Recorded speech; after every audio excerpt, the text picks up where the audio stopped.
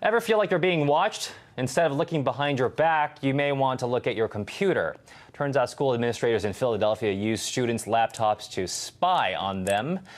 Alex Jones is a radio host. He joins us from Austin, Texas to talk about this topic. Mr. Jones, I was reading this story about the Philadelphia school officials, and first thing that came to my mind was how dumb they were to really even come out and admit that this was even going on in the first place. Absolutely. They're throwing it in everyone's face. We've since then found a front line from PBS, public television in the U.S., where they went into a school and the school administrators showed them how they're watching the students via the webcams and photographing them and videotaping them. But going back 4 years ago, Google, of all groups, put out a press release. I mean, they are just throwing it in our face like we're so stupid, we'll just accept it. If they just put this 1984 development right on the table, kind of hidden in plain view, Google said that they were launching software where the microphone and video cameras that are on all new computers, in the last 4 or 5 years, it's been put in all the new systems, where they watch you and listen to you using keyword software, because they can't have millions of people physically listening and transcribing. It's NSA echelon type systems that if a dog's barking, Google pops ads up on your screen for dog food or dog toys or dog treats. That was the example that Google itself used. And then 3 years ago, I discovered the federal government, through grants, is paying all over the U.S. for public schools, even private schools. It's giving them the taxpayer-funded laptops enabled with this software and encouraging the schools to watch them in the school when they're at home. And the principal in this Philadelphia school said, look, I've seen you doing naughty behavior. We don't know if it was drugs or what it was at home, and it was calling students in. So they think that 1984 is completely kosher and acceptable and just throw it in people's face. So you hit on the key there. But this is much more widespread.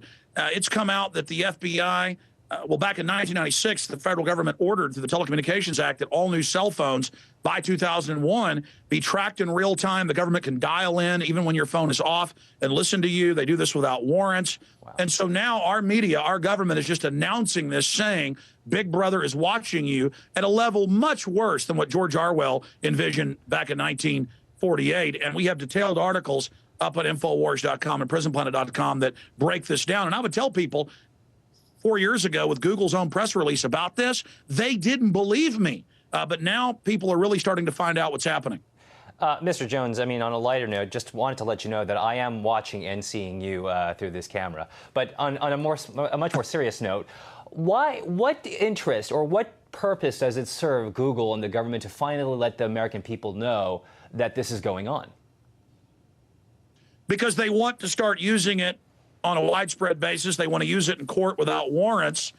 And the cybersecurity legislation has passed the House that openly states that it's going to recruit youth corps and people out of college and high school to man these giant cybersecurity systems, which are offensive. The Pentagon says they're going to use it to hack and attack sites they don't agree with. Cass Sunstein, the White House regulations says they want to shut down conspiracy theorists, and he lists people that believe man-made global warming isn't real.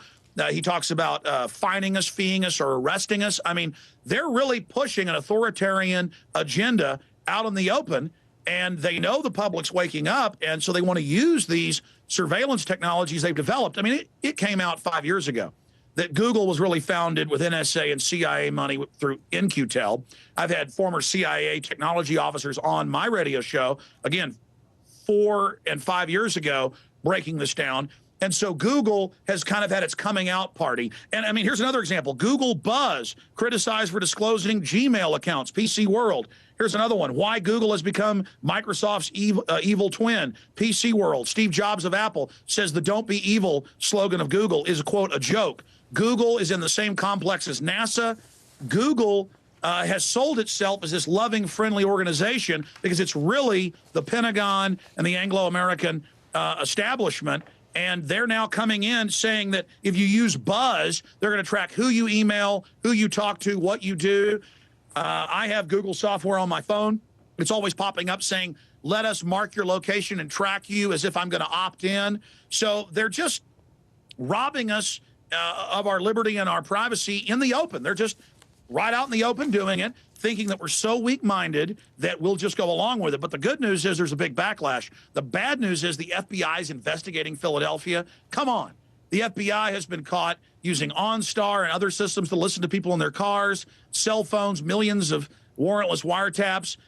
We got the secret Homeland Security MIAC report from law enforcement in January of last year and broke that internationally that police gave us, where Homeland Security internally and NORTHCOM, our military jurisdiction over the U.S. now, states that this whole system is set up for the conservatives, libertarians, gun owners, returning veterans. It has nothing to do with shadowy men over in a cave. Mr. Jones. This is foreign banks. Mr. Jones, I hate to do this to you, but we are running out of time here, so I'm going to have to end it right here. But very interesting stuff. Thank you so much for joining.